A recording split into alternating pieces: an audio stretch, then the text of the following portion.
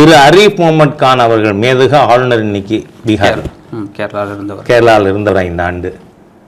அவர் ராஜீவ்காந்தியின் மந்திரி சபையிலிருந்து விலகியதற்கே இந்த வழக்கு காரணம்.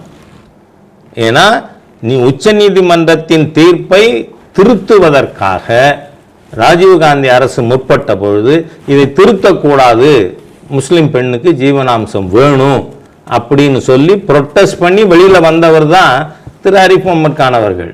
மிகப்பெரிய ஞானி. ஹிந்து மதத்தில் அவருக்கு தெரிந்தது பல ஹிந்து மத பெரியவர்களுக்கு தெரியுமான்னு சொல்ல முடியாது. அந்த அளவுக்கு சனாதன தர்மத்தில் ஆழமான ஒரு அறிவும் ஆற்றலும் அது பற்றிய நம்பிக்கையும் உள்ள ஒரு பெரிய மனிதர். அவர் சின்ன வயசில் ராஜீவ்காந்தி மந்திரி சபைந்து வெளில வந்தார். இது வெளில வந்தது 40 வருஷத்துக்கு முன்னாடி. ஓகே.